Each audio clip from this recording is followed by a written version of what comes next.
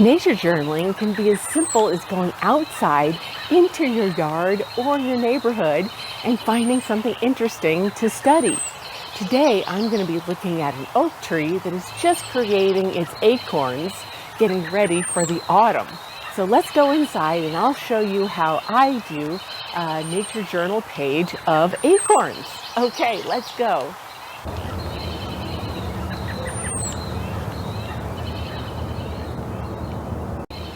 So in today's video, I'm going to demonstrate how I might start a nature journal page.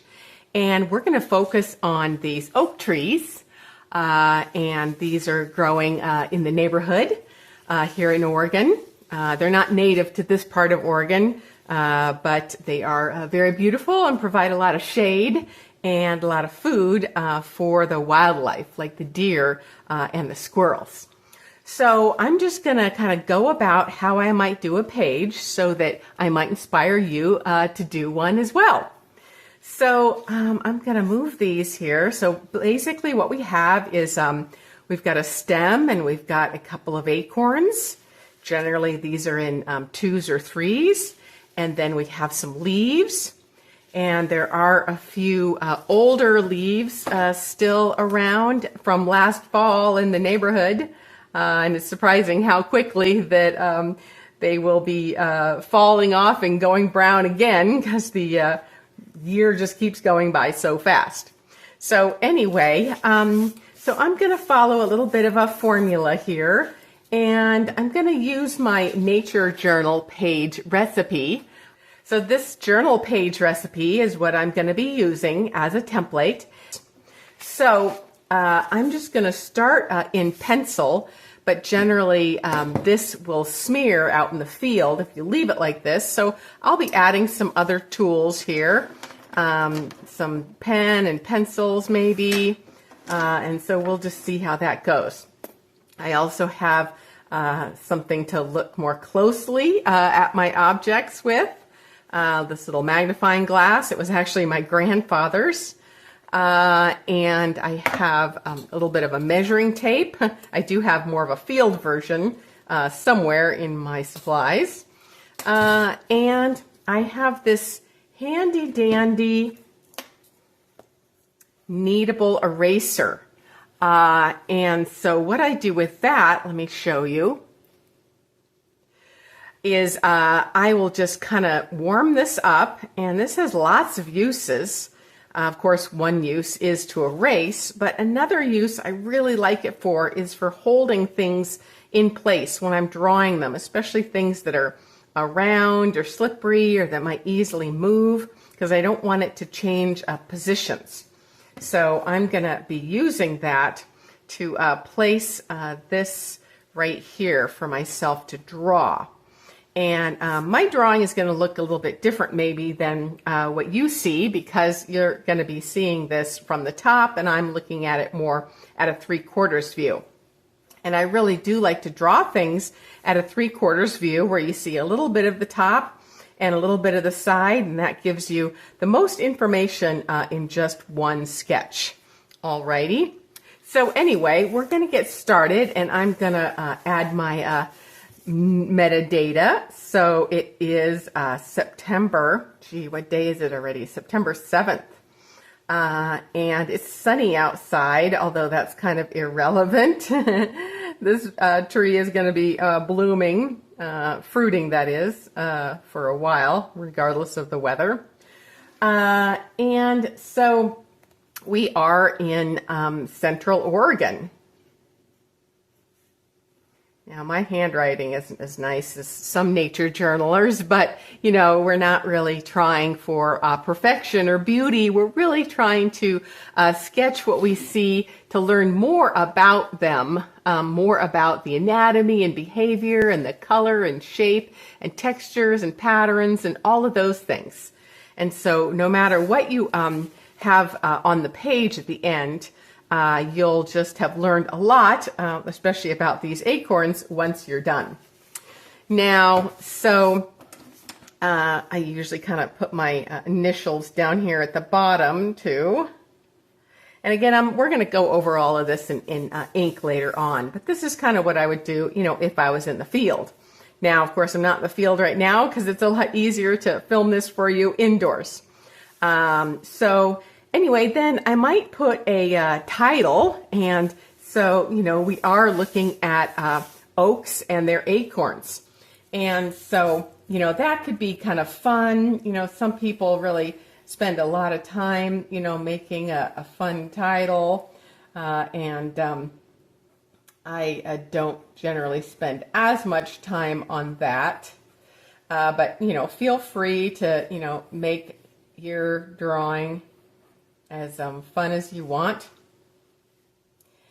And so I'm just gonna do this kind of quickly, but again, you could do it more fancy if you want.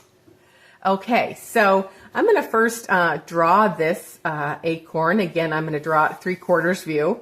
What we see is kind of fun is this acorn is on a stem here, and it's got a little baby acorn next to it that for some reason didn't mature. Maybe it didn't get pollinated. Oaks are generally insect pollinated.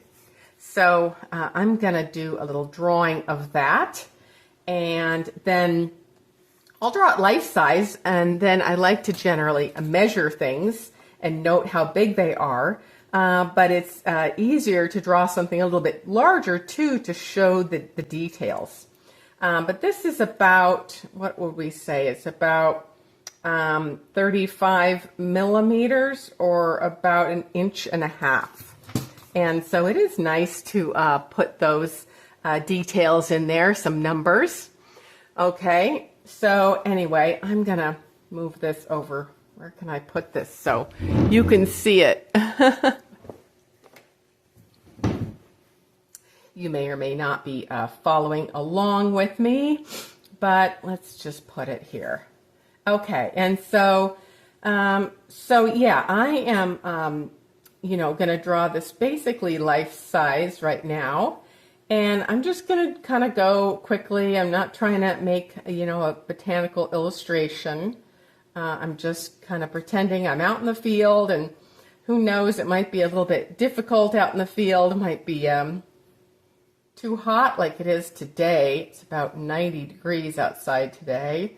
Or there might be a lot of mosquitoes or something. So it's good to learn how to just sketch very lightly and quickly.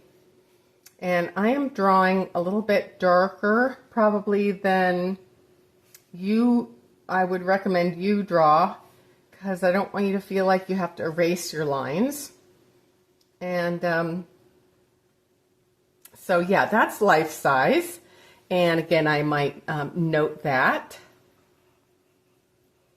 And so that is, what do we say, 35 millimeters, or about 1.5 inches. So there, that's life size.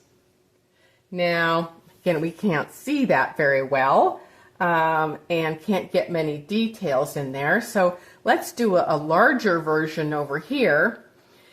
And so then we can really look at some more of the details, especially the details are very interesting here of the cap. And I'm going to put my glasses on so I can see a little bit better. The cap has these interesting scales on it. These are kind of unique to each species of oak. And the shape of this nut actually, the shape and length of it actually varies as well with the different species of oaks. There's about 400 species. Oops, and we can talk about that later. So anyway, I'm going to do a bigger version of just the one oak here, the one acorn. And that is a name, a terminology, acorn, for the fruits or the nuts specifically of oaks. So now let's make this bigger. Decided we want to really make this big so we can see it. And I always suggest you look at a few of these before drawing. Now you notice I'm not erasing, I'm just kind of fixing my lines, but I suggest you look at a few before you start drawing.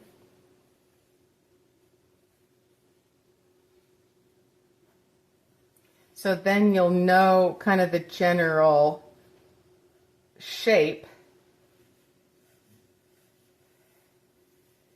and know what you should get kind of anatomically close and what doesn't matter so much.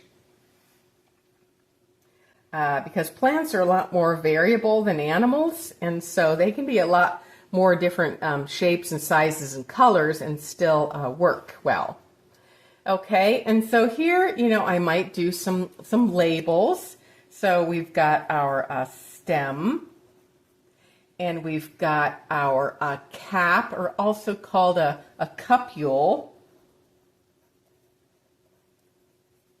And then we actually have the nut. And then at the very end, this little structure here was the stigma. That is the part of the female flower that receives the pollen.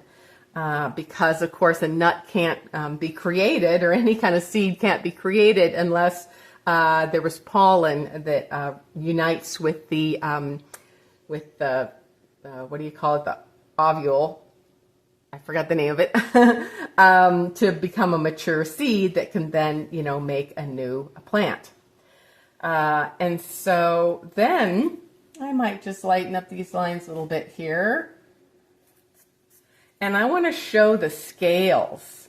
So, like I mentioned, if you look really closely, there are little scales, and oops, he's rolling away here, so that doesn't always work perfectly. And so these are unique, and here's another version. I could actually draw a top view if I wanted to. And you can see that these scales are kind of, well, you might not be able to see, but they sort of overlap. Like shingles. And so they're smallest at the top, and then they get larger going down here. And I might just do, the first ones here, showing them pretty big, because when you're looking straight at something, it's going to be biggest, like that. And then as the scales wrap around the edges, they're going to foreshorten and look like they're getting smaller. So to make this, look more realistic, these are going to get kind of smaller.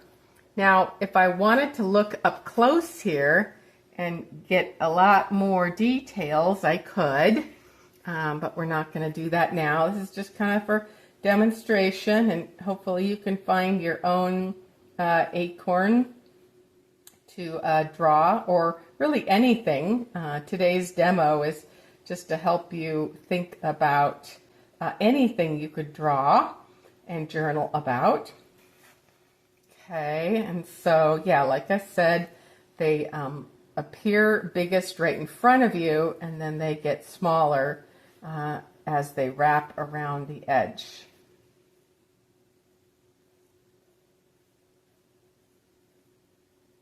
So yeah, not going to do too perfect there. Okay, there we go.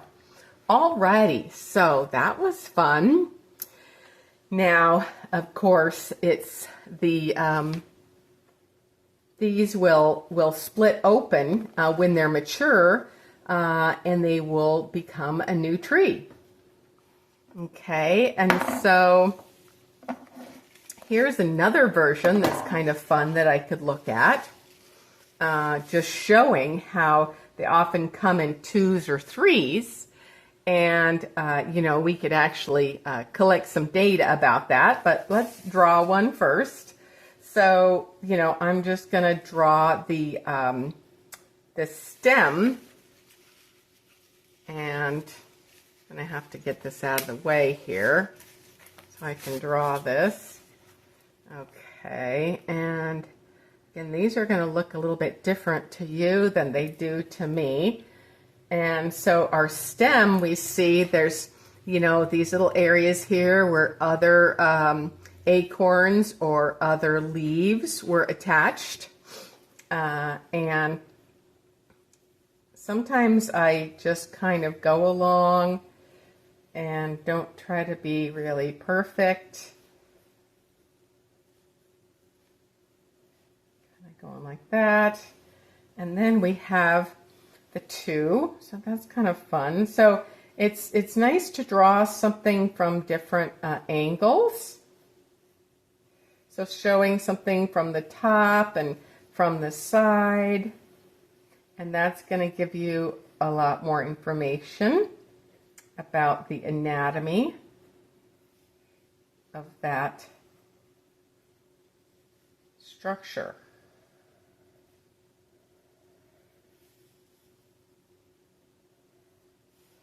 And this other one is actually touching it, you'll notice. Seems like they're close friends.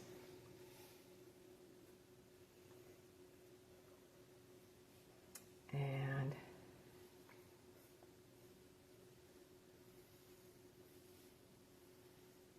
something to that effect.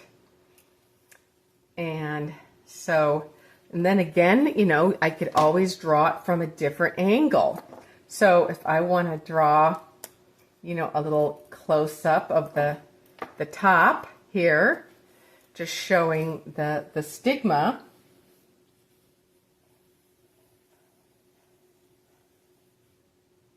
Kind of like that.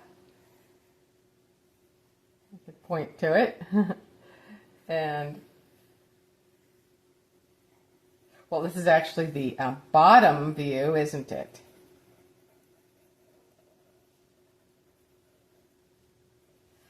And I could also do a top view if I wanted to. And we could take one of these. Again, it's easier to kind of squish something down here and look at the top view. Again, you don't have to be perfect. But this is a cool view where, again, if you wanted to look at those overlapping scales, you could. And I might get this a little bit better here. So you see, I'm not being too overly concerned, but I am trying to continuously go back and forth and look at my subject up close. So I'm really drawing from observation and not from memory or imagination. And like I said, I noticed that these get a little bit bigger.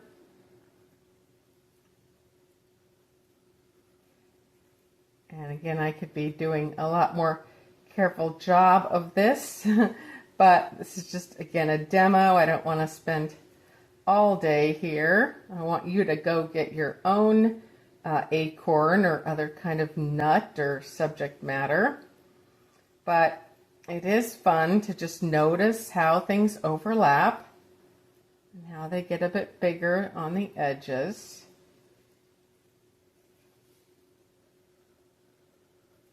So this would be a top view. There we go.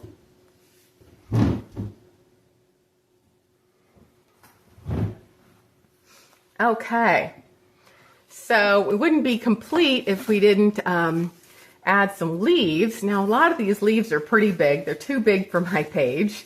And so I'm just going to do a smaller leaf. And I actually have a brown one that was left over in the yard from last year. That might be fun to look at. And if I add color, I can do that too. Add some color. So that'll be fun. So let's just do this green one first. And first, again, you want to observe something before you start drawing it. The longer you observe something, the better you'll do, and actually you'll be more quicker and more accurate in your drawings. So looking at the stem of the leaf and how that continues into some veins, and maybe noticing how a lot of these major veins end up at one of these tips. And all oak trees, I believe, have these lobed leaves, at least the ones in this genus, the Quercus genus. And I could add that here. It's the most largest genus. And we don't know what species this is, so I'm just going to put SPA. So anyway, and some oaks have these pointy kind of bristles that hurt a little bit if you touch them, and some are more just lobed without those. So again, I might just set this over here, and I'm going to try to draw this one life size. You know, and it wouldn't be cheating. It wouldn't be cheating if you just went like this. Let's just do that for fun. Because I want you to know that, you know, again, we're not trying to be really artists here. We're trying to observe from the natural world. And so I could just give myself this little template, and there we have it. So I could just get some more details here. So that saves me a lot of time. And again, like I said, it's not cheating. The whole idea is to spend time observing something and not getting lost in the weeds too much. So there's a little point and a point and then a little point. And it really helps to verbalize what you're seeing. It will help you to draw it more accurately as well. Like point, point, point, point. Isn't that fun? Because that's easy. And then we'll do this other one, and we have a little point and a point and a point and a little point and point. And so that will help you to remember these anatomical characteristics too. Sometimes, you know, there are, looks like 3, sometimes there are just 2 little points. And then again, I notice that there's these very light lines that are these other veins, and they tend to go to the ends of these lobes where the points are.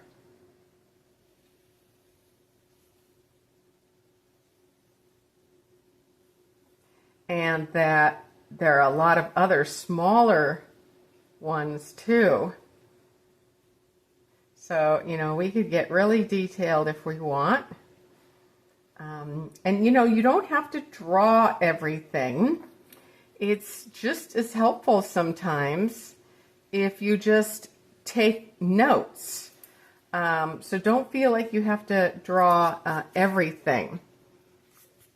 And so what do we have here? So this is our life-size leaf. And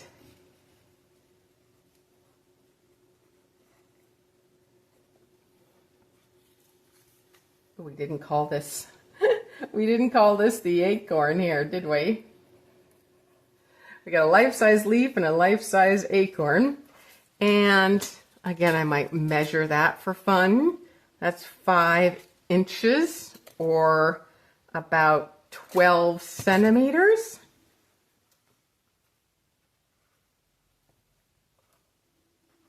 We're using centimeters instead of millimeters because that's a bigger unit, or about 5 inches. Okay, so yeah, that's life size. All right, and so what else could we add here from our little cheat sheet that I created? This nature journal page recipe that again you can download. So we're starting to add some pictures and some words, some measurements. Like I mentioned before, yeah, you could add some mathematical measurements. So if you went outside You can measure a bunch of the leaves. Now, a lot of them might be a bit out of your reach, but you could estimate that the leaves range in size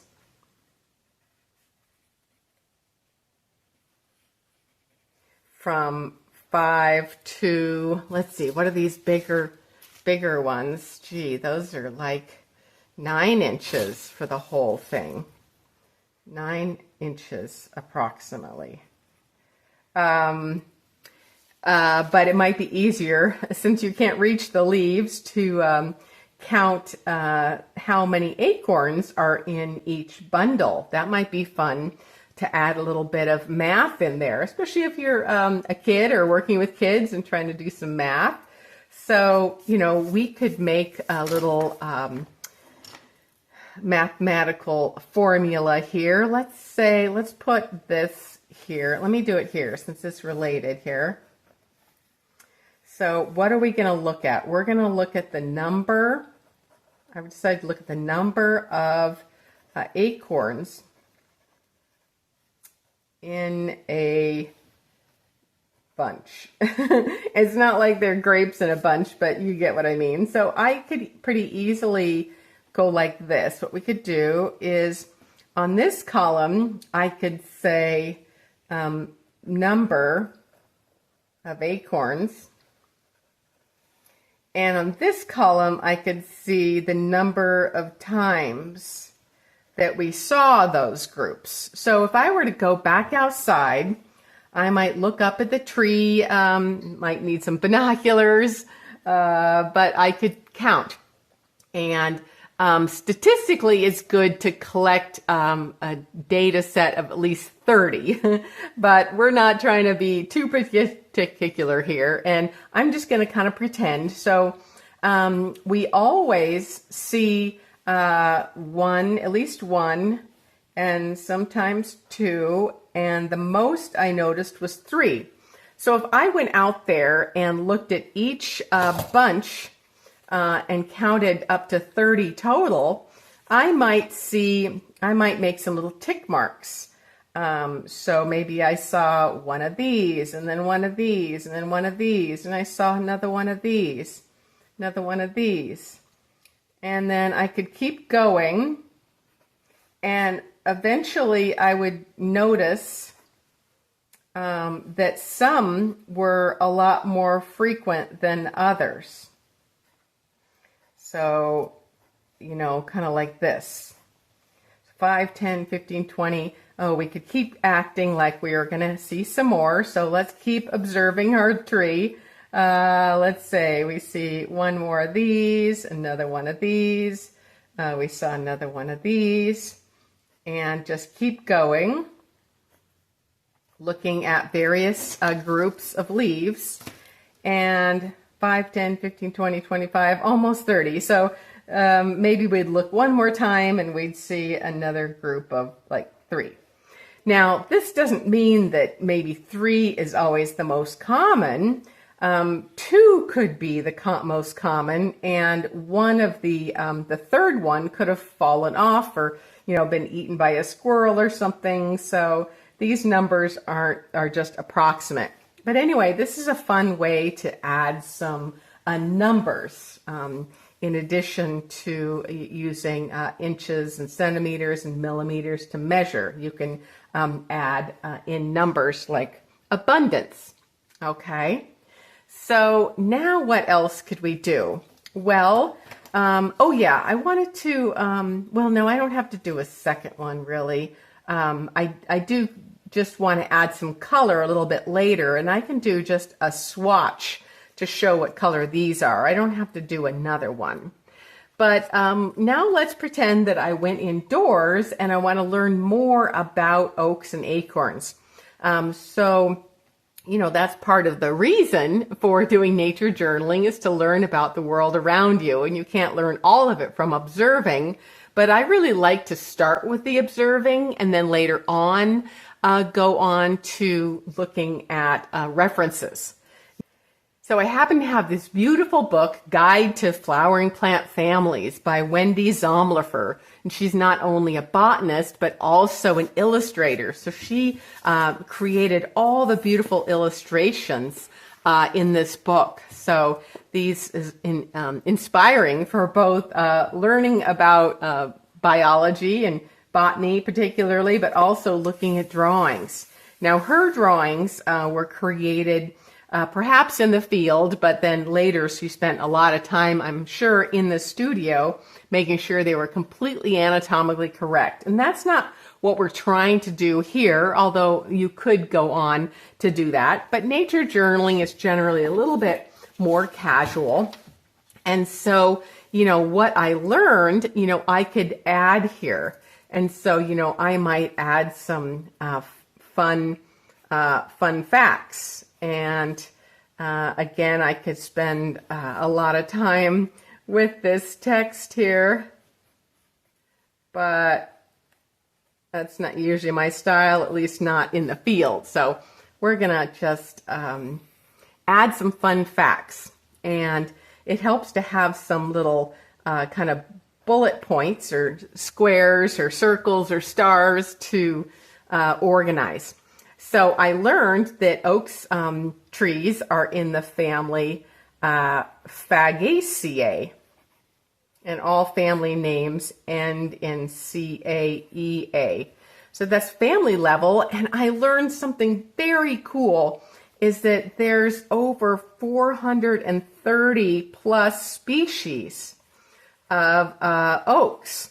Now, not all of them are in the Quercus genus that makes these cute little acorns, but a majority of them are. And I learned that these are global, mainly in the temperate zone, but also in more tropical latitudes up in the mountains. I've actually seen oak trees in Mexico, but it wasn't tropical lowlands. They were higher up in the Sierra Madre. And actually the highest diversity number of species is in Mexico, in the Sierra Madre Mountains, where it's pretty dry. There's mixed conifer and oak woodlands. So that's very cool. I was very lucky to see that. And that's one of the reasons I enjoy illustrating this species. And so here in North America and probably other parts of the world, the acorns were harvested. So the acorns, they were harvested by native peoples. And I actually took a class once at a national park to learn about that process, and it's quite laborious because the oaks have a lot of tannic acid in them. In fact, that acid is also used to tan hides to preserve them, animal hides to preserve them for like clothes. Acorns were harvested and through a laborious process ground and leached of their tannic acid, and then ground into a meal and eaten, kind of like nowadays Native Americans use corn and grind that into a meal. So that's some really cool facts that I found out. Now, of course, you can look up some facts, but it also helps when you're in the field to kind of think about some other things you want to ask. You could ask some questions that you want to look up. So, I might, wonder, why the acorns grow in groups of 3. Now, not all questions can be answered, but it really helps to just think about some questions, wondering about some things, being curious. Like I noticed that this cap or cupule on the acorn actually kind of looks like a French beret. And I used to have a red French beret when I was a kid, when I went to France once. and they even have this kind of a top on them that's not as long as the stem, but I think that they are, the style was to emulate an acorn, so that was fun. Okay, so then at this point, you could go over this in ink, and I'm not going to spend a lot of time doing that now, but there's different pens you could use, and you could be really creative with some highlighters, and you could also add some color. And so, you could use colored pencils, and you could use watercolors, which I really love to use. So I might take a little bit of watercolor here, and I've got my water brush, which has water in it for the field, and my little thing that I put on my hand here. This was a great idea by my colleague, Jack Laws, who also teaches classes in nature journaling. And then, I might start drawing painting some of these. For instance, I might just paint this. And again, you can just be really, you don't have to be perfect. But I see this is sort of a warm brown. Actually, the stem is kind of a cooler brown. And if you don't have any colors while you're out in the field, you can make some notes about what color. So this is a cool brown, the stem, whereas the cupule is a little bit more of what we would call sort of a yellow ochre. And so you could just go like that. And again, we're not trying to do a botanical painting here. We're just trying to get some color notes for fun. And these are going to change color as they mature. And then the nut this time of year is this green color. And later on, they will turn darker. So I might start with a little tiny bit of this, see how that works.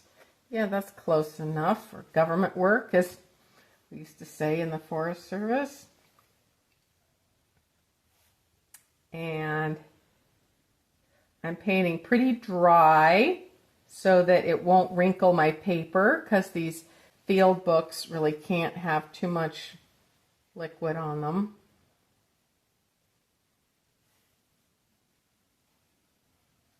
And I actually noticed that the stigma was a little bit darker, so I might want to just make that a little bit darker for fun. Okay, so again, you could do this to the whole page, you could do this to the leaves, and spend a lot more time on this. But basically, what we did, again, reminding you, is we were out in the field observing oak trees and acorns, and we're doing a nature journal page. We added a title and the metadata of the date and the location and the weather, and I added my little signature on here. And then I started observing the species and looking at it from different angles, adding some identifying features, adding some size measurements. I could also add a little picture of what the whole tree looked like, but I kind of ran out of room, but that's something else you could do. And then I drew a leaf and again added the measurements.